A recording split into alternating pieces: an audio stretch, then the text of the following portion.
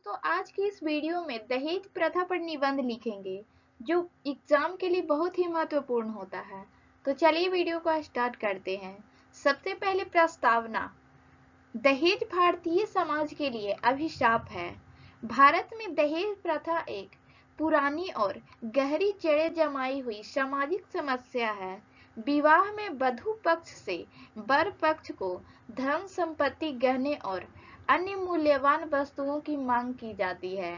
दहेज प्रथा ने भारतीय समाज में कुरीतियों और असमानताओं और महिलाओं के प्रति अन्याय को जन्म दिया है। दहेज प्रथा का इतिहास और उत्पत्ति। दहेज प्रथा की उत्पत्ति की जड़ें प्राचीन भारतीय समाज में मिलती है।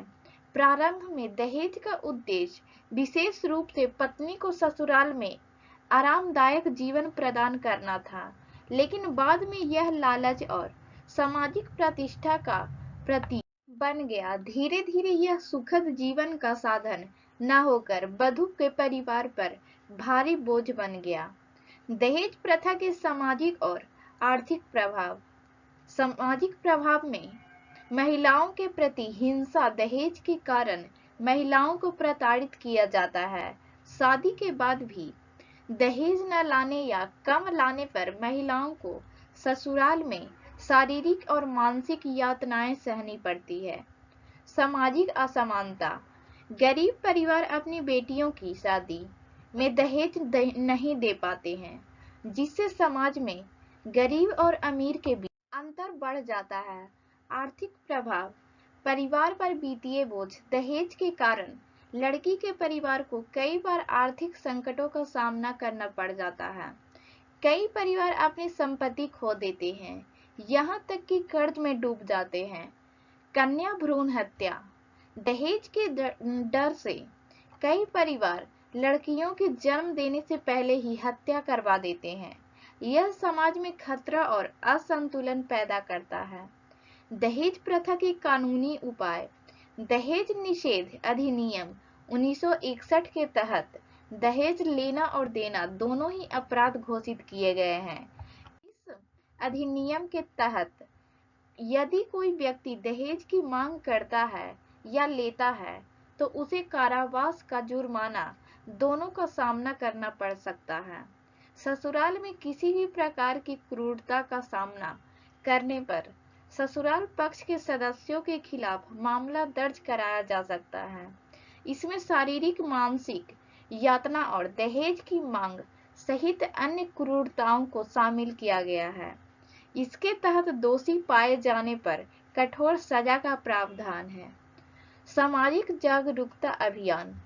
दहेज प्रथा के खिलाफ सामाजिक जागरूकता अभियान चलाना आवश्यक है।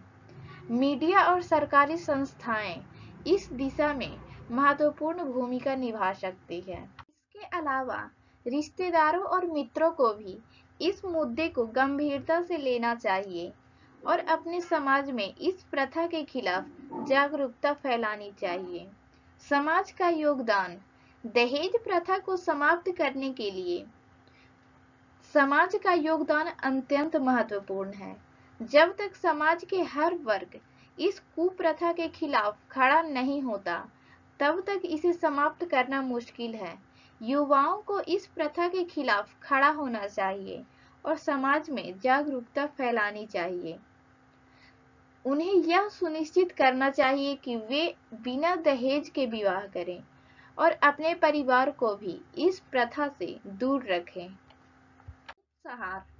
दहेज प्रथा भारतीय समाज की एक गंभीर समस्या है, जिसे समाप्त करने के लिए प्रत्येक व्यक्ति, समाज और सरकार को मिलजुल कर प्रयास करना होगा। कानूनी उपायों के साथ साथ शिक्षा, सामाजिक जागरूकता, स्वावलंबन और धार्मिक दृष्टिकोण को भी महत्वपूर्ण मानना होगा। हमें संकल्प लेना होगा कि हम दहेज प्रथा के खिलाफ खड़े होंगे और अपने समाज को इस अभिशाप से मुक्त करेंगे। केवल तभी हम एक स्वस्थ, समान और न्यायपूर्ण समाज का निर्माण कर सकेंगे, जहां हर महिला को आदर और सम्मानपूर्ण जीवन मिल सके।